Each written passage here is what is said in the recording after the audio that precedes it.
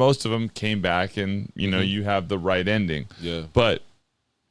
And LeBron has taken control of his career, but to have the level of performance that he's been at, I mean, at this age, to be able to influence that, like, you have to look and say, because we both know to be great at anything, you have to sacrifice other parts of your life. Yeah, you do. And those parts of your life that you have to sacrifice in a standard conversation, it's selfishness, right? Yeah. Like, I'm doing this for me. No, I'm doing this to be great at this thing that provides this thing for our family. The bigger picture, and a bigger picture. But you by default have to be very selfish about your body, because your performance is so directly tied to your physical regimen, diet, routine, workouts, schedule, your sleep habits, all these things. Your body's your business, man.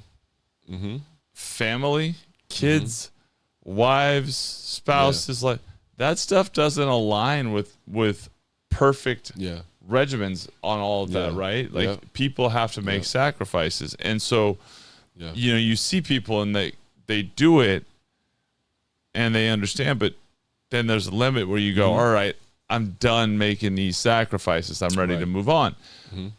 To do it at the age he started, at such a young age, to inherit it and to do it for as long as he has is incredible. And, Kobe, like, I have to say, like, with Kobe, I look at Kobe and how his career kind of came to an end, right? The Achilles injury. Yeah.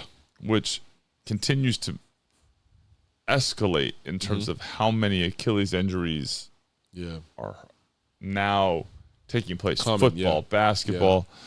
And I brought this up with Albie and Connie. We were talking, like, what do we think it is? And a lot of it that, he thinks is just too many reps, too many games at a younger age. In that game, because it was against Houston where he tore his Achilles, if I can remember correctly, he was really pushing the envelope. And I saw him make a move in that game a few plays before he tore his Achilles going left off the top of the key. He did a move on the baseline where he tried to spin in the air, and he came down and he was all limping and gimpy. Just his, the spirit is willing but the flesh is weak, right? He's pushing himself, and then it just fell off, right? But he was so locked in trying to win that game. I think that was why he had enough grit to make the free throws and walk off the court. Of course, and what he did was spectacular. And I for years, when I would look at LeBron, I would go, like, he is a specimen, unmatched physically. He's strong as the ox too.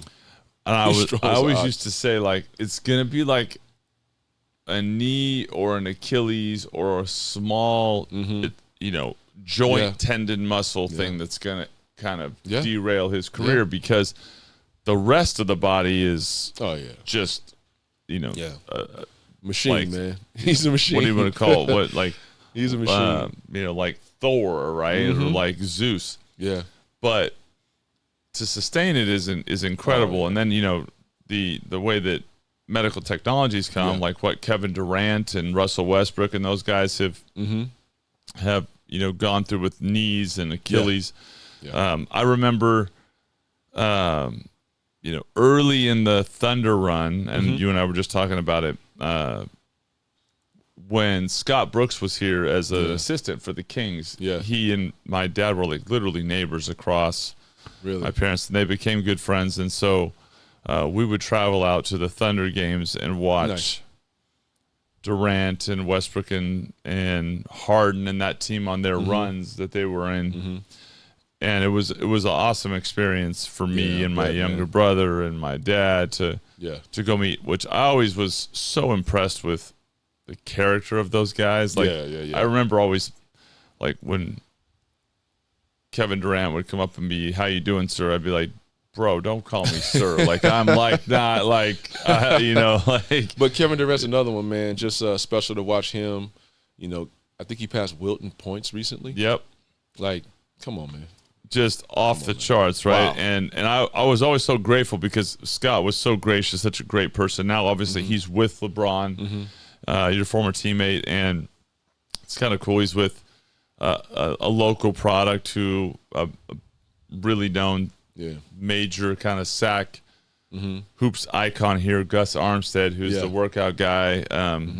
You know, Gabe Vincent's his guy, and Gabe made a great run in Miami, and he's been with the Lakers now. Has struggled with some injuries, but knowing like Scott's with Luka and LeBron, I look and I just think, you know, the level of talent that you see, these guys put in sacrifices, and you know it. You were in those environments. You shared locker rooms, like you said. Absolutely, you shared a locker with LeBron across the way.